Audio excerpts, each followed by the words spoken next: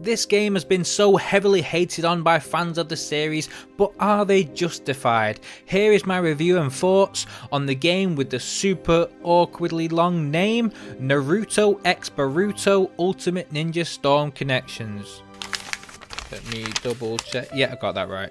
Since Naruto Storm 1, I've actually been quite a fan of these games, but over the years there have been just way too many of them with very little differences, and the story progressing a tiny bit further each time until the manga has been completed. After all of the entries, this game finally wrapped up nicely, with Naruto Ultimate Ninja Storm 4 being the final in the series, or so I thought. Naruto x BORUTO Ultimate Ninja Storm Connections came later in 2023 with the almost ultimate character roster, even expanding the game into the spin-off series BORUTO. Now, so what is new in Naruto x Right, I'm just going to call it Naruto 23 to make life easier on myself. But the question still stands, what is new in Naruto 23? And honestly, the answer to that question is I couldn't really tell you.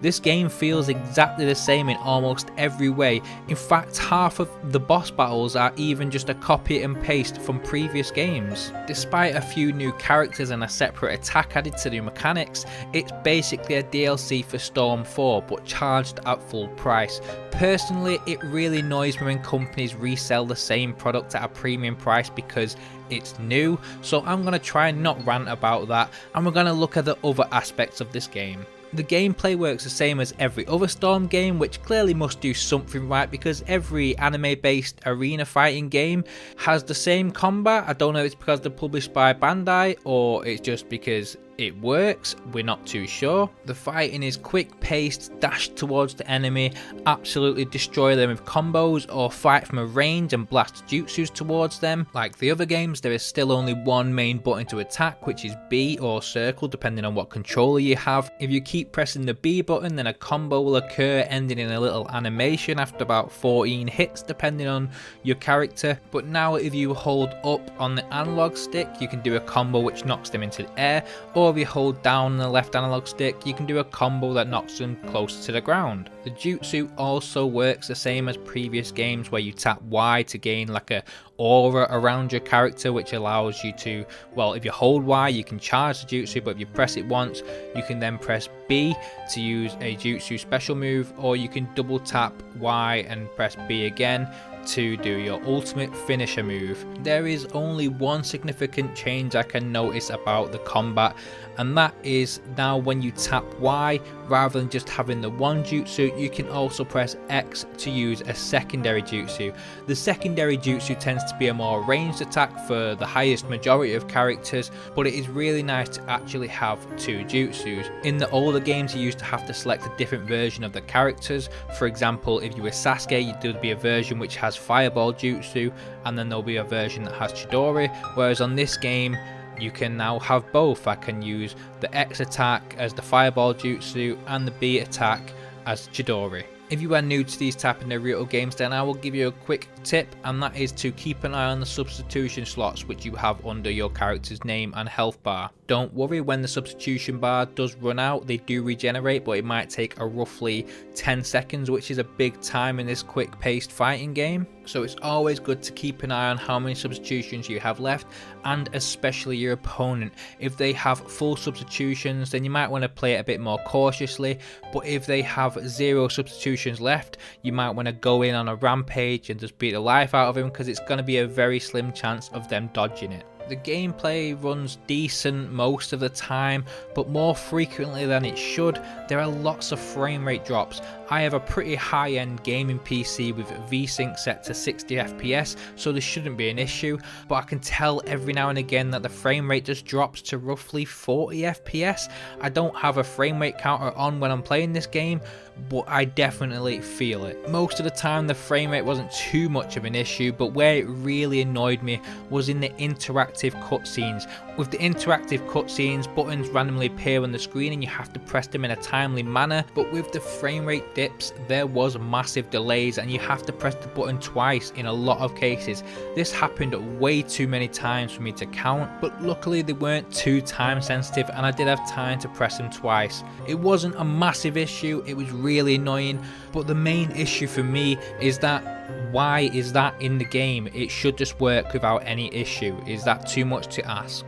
The online battle mode is practically the same as all the others, like everything else in this game. You have usual casual matches and ranked matches, but you can also unlock clothes to make your character unique, which is quite good. I like that. And when you play against somebody, you exchange ninja info cards, which is basically has the player's name, the picture they've chosen, and it shows your battle points. My biggest issue with online was the connection.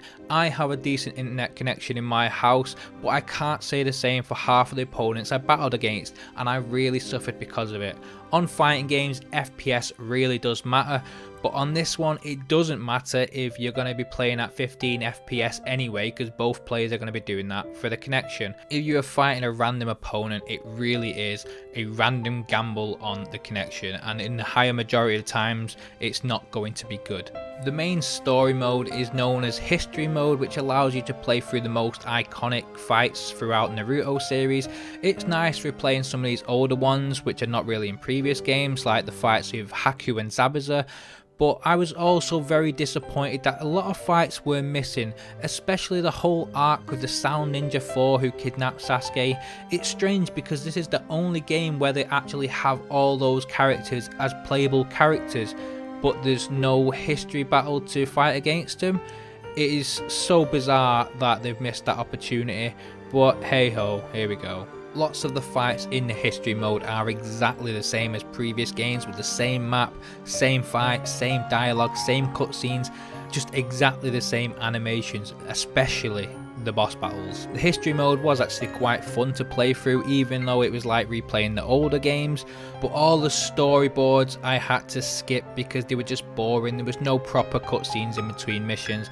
It was just a storyboard telling you what happened, and yeah, you're not going to listen to that. It is very, very boring. If you have never watched or read Naruto, then this game will not give you a good way of learning the story. Just go and watch the program or play The Broken Bond on Xbox 360, because that game actually tells the story well.